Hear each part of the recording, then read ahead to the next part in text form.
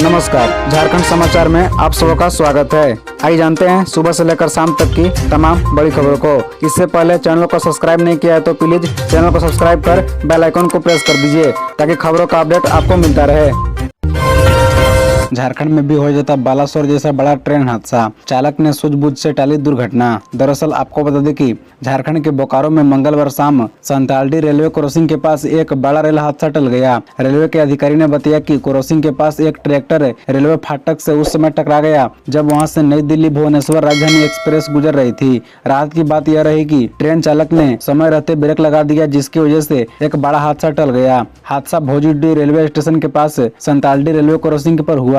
हादसे में tractor railway पटरी और फाटक के बीच फंस गया था। गौरतलब है कि अधिकारियों को प्रारंभिक जांच में इलेक्ट्रॉनिक इंटरलॉकिंग सिस्टम के साथ छेड़छाड़ का संकेत मिलने और हादसे के पीछे तोड़फोड़ की आशंका जताए जाने के बाद सीबीआई को जांच रिपोर्ट सौंपी गई है। अधिकारियों ने बताया कि केंद्रीय जांच एजेंसी को मामले की तह तक जाने के लिए रेल सुरक्षा और फोरेंसिक विशेषज्ञों की मदद की जरूरत हो सकती है। सूत्र की माने तो सीबीआई सभी गवाहों से पूछताछ करेगी, घटना का दौरा करेगी और फोरेंसिक एवं रेलवे सुरक्षा विशेषज्ञों की राय की मदद से सही निष्कर्ष पर पहुंचेगी।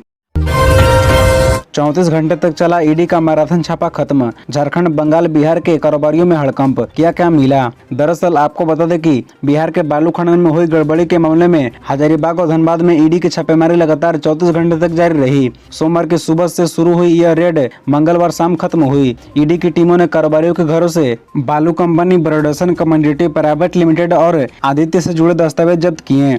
जानकारी के मुताबिक ईडी ने धनबाद के 3 अलग अलग ठिकानों से 1.5 करोड़ रुपए की नकदी भी बरामद की। ईडी ने झारखंड क्रिकेट एसोसिएशन के पूर्व सचिव संजय सिंह के आवास पर भी छापा मारा। ईडी ने अनुमानन सभी कारोबारियों के घर और दफ्तर में लगे सीसीटीवी की डीवीआर भी जब्त की है। सूत्र के माने तो इस दौरान भारी मात्रा में कैश भी बरामद किए गए हैं, लेकिन इसकी आधिकारिक पुष्टि नहीं हुई है। सूत्र के माने तो छापेमारी में बड़ी संख्या में संपत्ति और जमीन से जुड़े दस्तावेज भी बरामद किए गए हैं।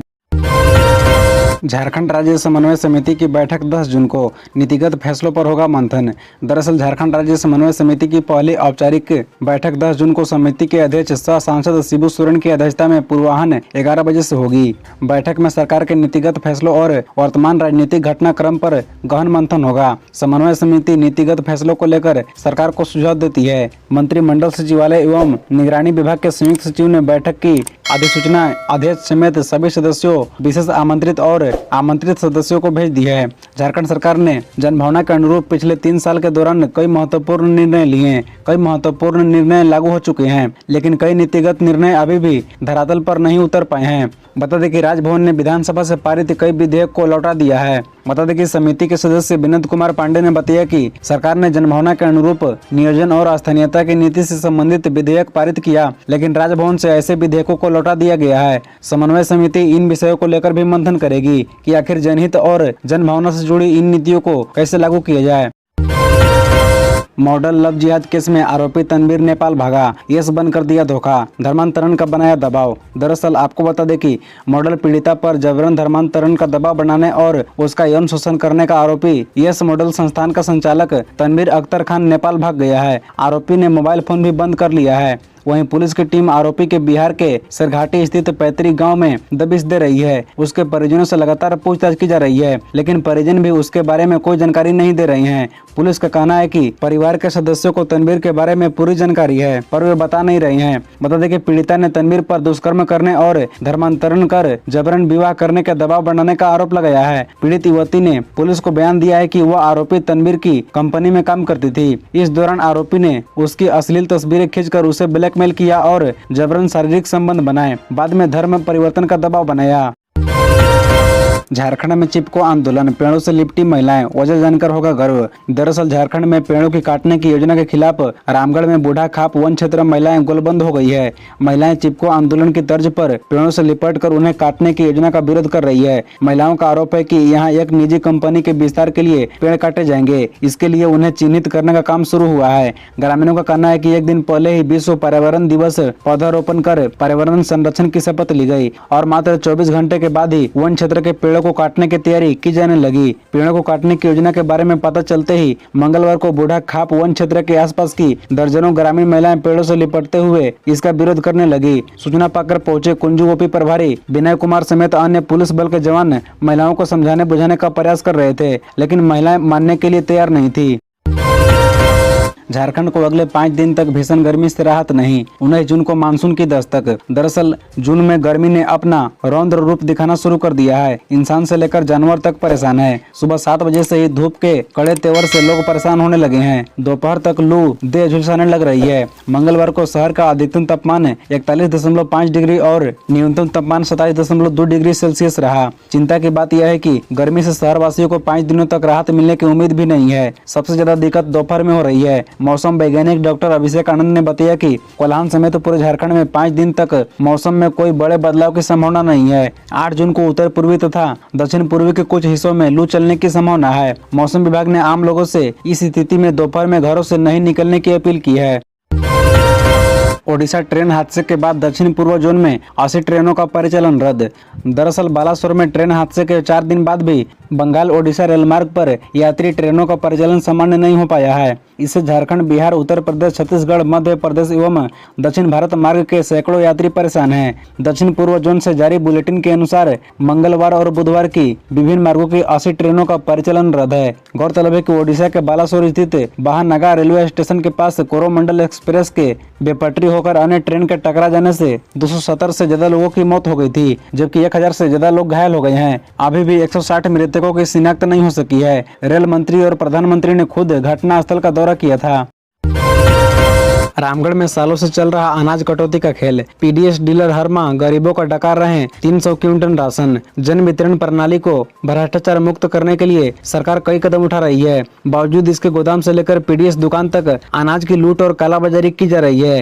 राशन कार्डधारियों को निर्धारित मात्रा में अनाज नहीं दी जाती है। बता दें कि रामगढ़ जिले के सैकड़ों पीडीएस दुकानदार 1,39,000 से अधिक गरीब राशन कार्डधारियों के हिस्से का लगभग 3,000 क्विंटल अनाज कटौती कर हजम कर रहे हैं। इसके अलावा अन्य तरीके से अनाज की लूट की जाती है। कई अधिकारी शिकायत करते हैं, लेकिन दुकानदारों पर विरले से ही कार्रवाई होती है। बता दें कि रामगढ़ जिले के विभिन्न प्रखंड में पदस्थापित गोदाम में हर माह 32,000 क्विंटल अनाज उठाकर पीडीएस दुकानों को भेजा जाता है।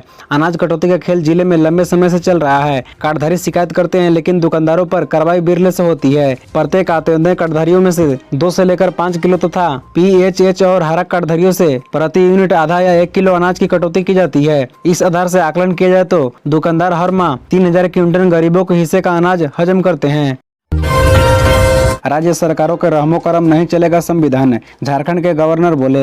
दरअसल झारखंड के राज्यपाल सीपी राधाकृष्णन ने कहा कि देश का संविधान राज्य सरकार के रहमो करम पर नहीं चल सकता। राज्य सरकारों और राज्यपाल के बीच टकराव के सवाल पर गवर्नर सीपी राधाकृष्णन ने कहा कि शक्तियों की एक लक्ष्मण रेखा होती है और उसे किसी को पार नहीं करना चाहिए। राज्यपाल ने कहा कि मैं मानता हूँ कि राज्य सरकारें राज्यपाल के दया पर नहीं चलेगी, लेकिन यह भी जोड़ना चाहूंगा कि फिर देश का संविधान भी राज्य सरकारों के रहमो करम पर नहीं चलेगा। यदि राज्य सरकार लक्ष्मण रेखा लांघती है तो फिर राज्यपाल को कदम उठाना होगा। बता दें कि दरअसल राज्यपाल सीपी राधाकृष्णन ने अंग्रेजी समाचार वेबसाइट हिंदुस्तान टाइम्स के साथ खास बातचीत में हेमंत सोरेन सरकार द्वारा लाए गए आरक्षण बिल को वापस करने, सीएम हेमंत सोरेन से जुड़ी खनन पट्टा लीज मामले में उनकी राय और दोनों के बीच संभावित टकरावों पर बेबाकी से अपनी राय रखी। आरक्षण बिल लौटाने के फैसले को सही ठहराते हुए सीपी राधाकृष्णन ने कहा कि हमें देखना होगा कि जो भी कानून बन रहा है वह संविधान की कसौटी पर खरा उतर रहा है या नहीं। प्रधानमंत्री शहरी आवास योजना में करोड़ों का घोटाला, 200 खोज, लपेटे में आ सकते हैं कई अधिकारी कर्मी। दरअसल पलामू के मेदिनीनगर निगम में चल रहे प्रधानमंत्री शहरी आवास योजना में बड़ा घोटाला सामने आया है। जैसा कि अनुमान लगाया जा रहा है, उसमें घोटाले की राशि करोड़ों में होने की आशंका है। इसकी भनक लगते ही ऊपर से लेकर नीचे तक सारे विभागीय पदाधिकारी और कर्मी रेस में हो गए हैं। अभी प्रथम दृष्टिया में जिन 2 आरोपियों का नाम सामने आया है, उनसे विभागीय स्पष्टीकरण मांगा गया है। बता दें कि प्रधानमंत्री शहरी आवास योजना के कार्यों में लगे जिस घोटाले की आशंका जताई जा रही है, उसमें अधिकारी से लेकर कर्मी तक शामिल हो सकते हैं। इन लोगों ने लाभुक सूची में से लाभुकों का नाम ही बदल दिया है, जिससे योजना का पैसा दूसरे खाते में चला जा रहा है। कहा जा रहा है कि इसे बहुत चतुराई से किया गया है, लेकिन अचानक लाभुक सूची की जांच के दौरान ऐसे मामले सामने आ गए। गढ़वा में भीषण हादसा, बस पलटी, 26 लोग घायल, नशे में था बस ड्राइवर, तेज थी बस की रफ्तार, अचानक खोया नियंत्रण। दरअसल आपको बता दें कि गढ़वा में भीषण सड़क हादसा हुआ है। कांडी मुख्य पथ पर बुधवार को अहले सुबह सिंगरा यात्री बस बेकाबू होकर पलट गई। इस हादसे में 26 लोग घायल हो गए हैं। बस के पलटने के बाद घटनास्थल पर मौजूद स्थानीय लोग भी मदद के लिए भागे और बस में मौजूद घायलों को बाहर निकाला। घायलों को इलाज के लिए सदर अस्पताल में भर्ती कराया गया है। बता दें कि बस दुर्घटनाग्रस्त कैसे हुई, इस संबंध में घायल यात्रियों ने बताया कि यात्री बस के चालक ने शराब पीकर रखी थी और वह नशे में बस चला रहा था। बस की रफ्तार भी काफी तेज थी। बस बरडीहा पहुंचने वाली थी। इसी बीच लंगोटिया बाबा धाम के समीप फुल्लेवा नामक स्थान के समीप मुख्य पथ के पास पलट गई। बता दें कि बस गढ़वा की ओर जा रही थी। इस घटना में अब तक किसी की मौत की खबर नहीं है, लेकिन कई लोग गंभीर रूप से घायल हैं। खबरों से जुड़े रहने के लिए चैनल को सब्सक्राइब, वीडियो को लाइक एवं एक दूसरे से शेयर जरूर करें। धन्यवाद।